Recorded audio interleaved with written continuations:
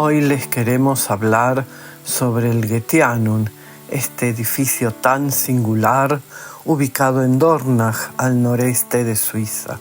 Es una edificación realmente muy singular, que se alza como una mezcla impactante de diferentes formas orgánicas. Cuando uno está en Dornach, su aspecto más distintivo es su semejanza con el caparazón de una gran tortuga que combina curvas fluidas con superficies rectilíneas. La fachada principal, además, está coronada por grandes ventanales complementados con aperturas más pequeñas distribuidas en el resto de su estructura.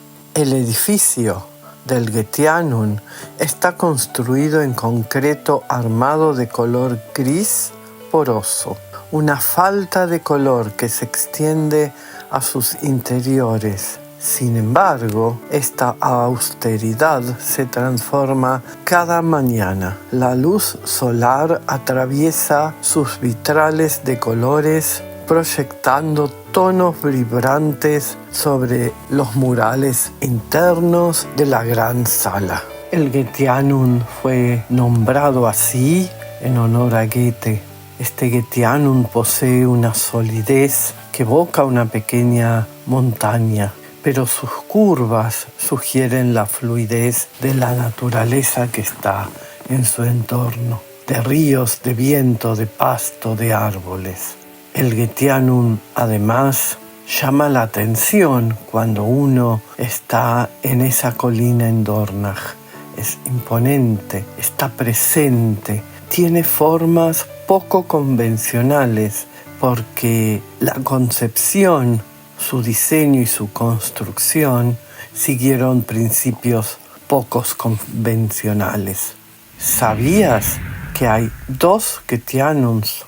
Que en la historia hubo un primer Getianum hecho en su totalidad de madera que se quemó o fue quemado y luego se construyó un segundo Getianum.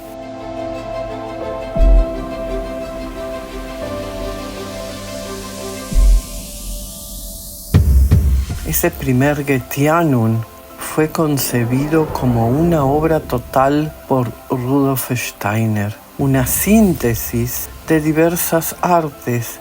En parte se desarrollaron en ese momento. La arquitectura, la escultura, la pintura, el grabado en vidrio intentaban poner sobre la tierra esa idea que tenía Steiner para mostrar el mundo espiritual, para que el ser humano pueda caminar hacia el mundo espiritual. La primera construcción comenzó en 1913 y se levantó fundamentalmente en madera. Su diseño era para ese momento y para la actualidad completamente original, caracterizado por formas orgánicas y una estructura de doble cúpula que estaban interconectadas entre sí.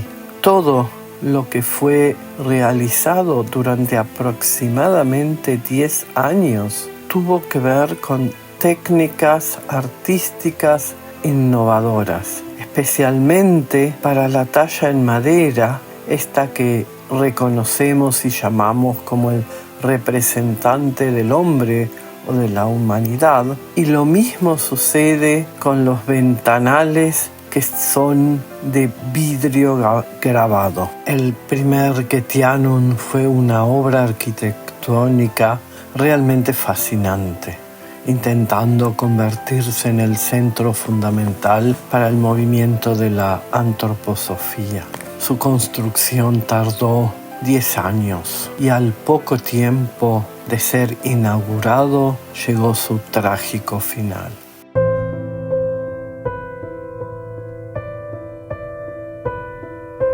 Durante los 10 años de su construcción, muchos trabajadores de todo el mundo participaron en esta tarea, con gran interés en esta construcción concebida como un centro cultural del movimiento antroposófico. Es muy interesante recordar que que Rudolf Steiner utilizaba el lugar, los edificios cercanos, los talleres, el sitio de la construcción como un centro de enseñanza constante. Había conferencias para los trabajadores que hicieron el Goetheanum. 10 años de trabajo con la participación de muchas personas fueron completamente destruidos por un incendio provocado en la noche vieja entre el 31 de diciembre de 1922 y el 1 de enero de 1923. El fuego, presuntamente un acto de vandalismo o un incendio provocado o una falla técnica, se extendió con una increíble rapidez, por lo que antes mencionamos era una construcción predominantemente de madera. A pesar de los esfuerzos, el edificio realmente se perdió por completo. Solo quedó la base, que era de cemento y que se ve todavía en algunas fotos de aquel momento. Christiane Heid, que es la directora de la sección de Humanidades del Goetheanum, dijo en un cierto momento sobre las formas del Goetheanum lo siguiente. En las formas del primer Goetheanum se expresa el principio evolutivo de la humanidad. La transición de una forma a otra no tiene lógica lineal. Tiene que producirse a través de un acto creador interior. Ante la destrucción del Goetheanum, Rudolf Steiner no se entregó al lamento, a la acusación, sino que realmente instó a seguir trabajando, a mantener el impulso espiritual del trabajo. Por ejemplo, Steiner dice: las formas que se han dado al edificio no se han hecho por capricho. Las formas han surgido de las realidades espirituales. Esto lo dijo en una conferencia que dio en Basilea en 1920. En esa misma conferencia también aclara y dice lo siguiente: nuestras formas se han convertido en algo móvil. Cada forma debe dar la posibilidad de pasar de una a la otra. Lo que vive arriba debe estar también en un proceso de metamorfosis. Construir de tal manera que el edificio sea el cuerpo de la antroposofía. Es decir, que sus formas, colores y todos los demás elementos sean el espejo de la ciencia espiritual. También para ese primer Goetheanum, y por suerte no se quemó porque no estaba dentro del edificio principal, Steiner dijo sobre el representante de la humanidad ya en 1921 lo siguiente: hemos querido colocar aquí, en medio del Goetheanum, en un sentido verdaderamente fundamental, la imagen de lo que debe ser el hombre entre los poderes de Lucifer y Ahriman. La visión de Steiner fue que el edificio físico era solo una manifestación externa. El verdadero Goetheanum era el impulso anímico y espiritual que había nacido de la colaboración de artistas, de trabajadores, de 17 naciones diferentes durante la Primera Guerra Mundial. Una época muy especial para la humanidad y para Europa. El incendio para Rudolf Steiner fue un desafío externo que obligó a la antroposofía a buscar una nueva y más firme encarnación, lo que llevó a la construcción del segundo Goetheanum, esta vez en hormigón, una construcción que se llevó a cabo entre 1924 y 1928. Este material nuevo usado permitiría expresar formas más fluidas, más orgánicas que lo que había sido la madera. En 1924, Rudolf Steiner todavía estaba vivo. Él dejó los planos de esta segunda construcción. Rudolf Steiner dejó la Tierra en 1925. Con esto queremos decir que el final de la construcción de este segundo Getianum, del cual hablaremos, no la llegó a ver en vida. ¿Qué se decía en esa época sobre el incendio del Getianum? Los periódicos de ese momento, tanto de Basilea como de Suiza en general, cubrieron extensamente el evento. Recordemos que estábamos a fines de 1922, comienzos de 1923. Con la tecnología de la época se intentaba reflejar la polarización social, por un lado, y la mezcla de asombro ante la pérdida arquitectónica, una arquitectura nueva para la región y para la época, y también una crítica o una defensa del movimiento antroposófico. La prensa, incluso la que era crítica con la antroposofía, lamentó la pérdida de la obra arquitectónica, de la obra artística, que realmente fue única en el mundo. El hecho de que eventualmente fuera un incendio provocado fue condenado como un acto de barbarie contra la cultura, contra el arte. Hablemos ahora del segundo Getianum, un edificio que sigue siendo muy llamativo, construido exactamente en el mismo lugar que fue construido el primer Getianum, un edificio muy grande, al cual se llega subiendo la colina donde está ubicado. Vaya donde uno vaya, se ve esa gran construcción. Inmediatamente después del incendio del primer Getianum, Steiner concibió un diseño completamente nuevo, rechazando de lleno la reconstrucción, el hacer un segundo Getianum copia del primero.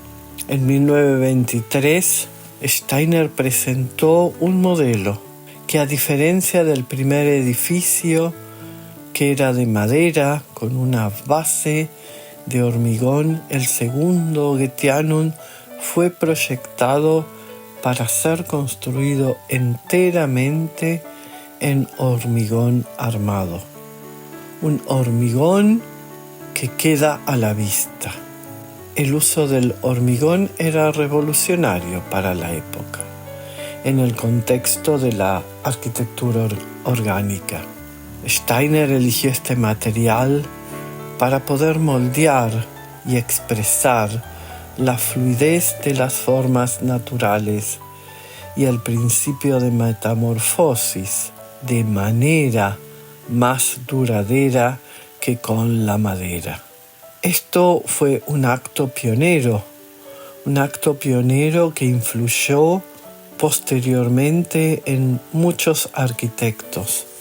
De la misma manera que esta manera de construir, de diseñar diferentes objetos influyó en muchos otros diseñadores a lo largo del tiempo.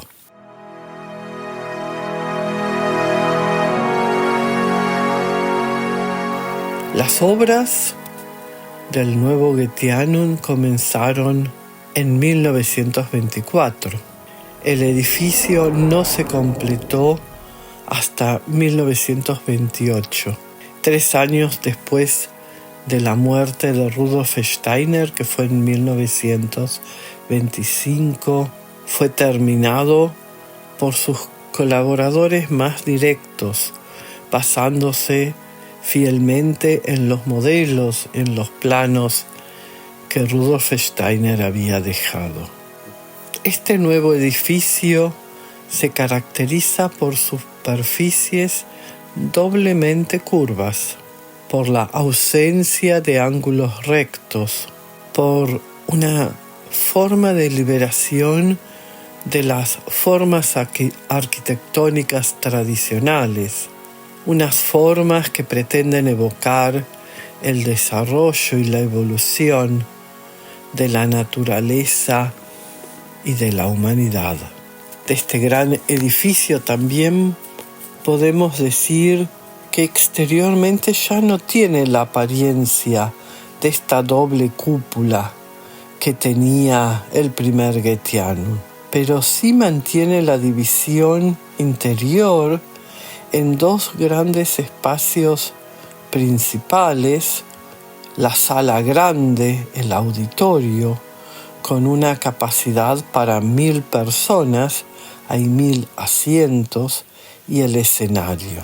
Si uno visita la gran sala, va a observar las pinturas en el techo, que fueron terminadas mucho tiempo después. Va a observar las columnas, la forma de esa gran sala, la forma del escenario, el diseño, cuán grande es ese escenario. Y también los grandes vitros, las grandes vidrieras, los grandes ventanales de diferentes colores. Aquí cabe decir que los originales, los del primer Getianum, se perdieron con el fuego, pero de alguna manera se recrearon para este segundo Getianum.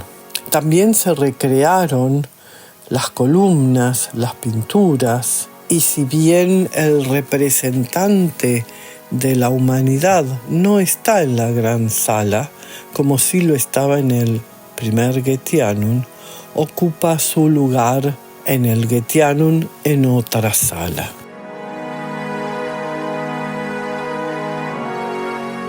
Hoy el Getianum alberga un amplio programa de actividades que incluyen representaciones de euritmia y de teatro.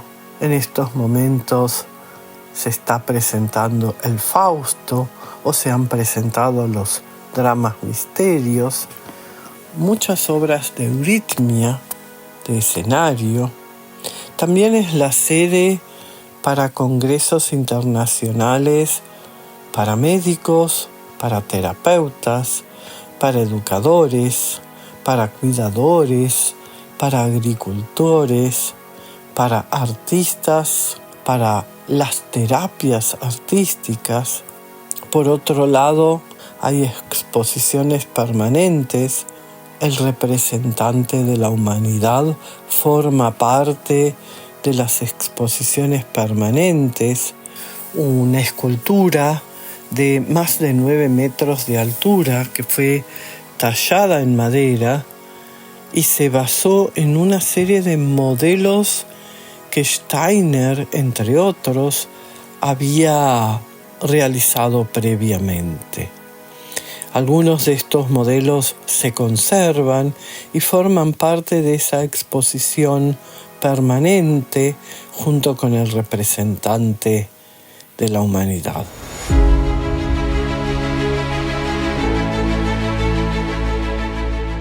Esta obra no está terminada. Steiner falleció antes de concluirla. En sus inicios, en el primer Getianum, esta obra estaba destinada a ocupar un lugar prominente en la parte este de la cúpula más pequeña de ese primer Getianum. Uno entraba por la cúpula grande y se dirigía hacia el representante de la humanidad. Cuando sucede el incendio a fines de 1922, la escultura, este grupo escultórico, no estaba terminado y además Rudolf Steiner creía que no era conveniente todavía ponerlo en la construcción que sí ya estaba terminada. Esto es lo que posibilitó que no se quemase, que fuese prácticamente lo único que se ha salvado de ese gran incendio. Actualmente esta escultura está en una sala de exposiciones especial dentro de todo este segundo Goetheanum, una sala no muy grande, con una serie de asientos para sentarse y observar. Este grupo escultórico no hay una sola figura, no hay solo una parte, no tiene un nombre cortito y acabado. En principio, el nombre dado por Steiner es el representante de la humanidad entre Lucifer y Ahriman. La figura central es el ser humano como representante de la figura central en la evolución de la humanidad, que es el Cristo, pero no en un sentido histórico o puramente religioso de religiones ya establecidas, sino como una entidad o como un ser que encarna el equilibrio y es el centro de la evolución. Y hacia un lado está la figura de Lucifer y hacia otro lado está la figura de Ahriman. La figura de Ahriman y la figura de Lucifer tienen dos formas de ser representados en este gran grupo escultórico. Esta figura central está ubicada entre estas fuerzas polares, entre lo que Lucifer representa y lo que Ahriman representa. Rudolf Steiner habló en algunas ocasiones sobre este grupo escultórico o sus figuras y su significado. El hombre debe tomar su posición en medio de la creación, y esta posición es la que hemos querido expresar en la escultura grupal. Hablando de la figura central, dice Rudolf Steiner que no es una figura de pasión o de sufrimiento, sino del hombre que lleva la conciencia del yo. Es la imagen del ser humano plenamente consciente de sí mismo. También en algún momento Steiner aclara que este grupo escultórico no fue realizado exclusivamente por él. Edith Marion, una colaboradora con una biografía muy interesante, es mencionada y Steiner dice lo siguiente. En esta co-creación con Edith Marion, busqué dar una imagen del Cristo que revela al ser humano su verdadero ser, liberado de la unilateralidad de Lucifer y Ahriman. Sergei Prokofiev escribió un libro en relación al tema de este grupo escultórico denominado representante de la humanidad. Sergei Prokofiev en su libro analiza cada gesto, cada forma, cada figura de este Cristo, de este Lucifer, de Ahriman, de sus formas, de su posición, para mostrar cómo se relacionan con la evolución del universo y del ser humano. Afirma que esta obra es la manifestación física más clara de la visión de Cristo que Steiner tenía a través de su clarividencia. Prokofiev subraya que la escultura no solo es una obra de arte, que también lo es, sino que es el corazón del impulso espiritual antroposófico.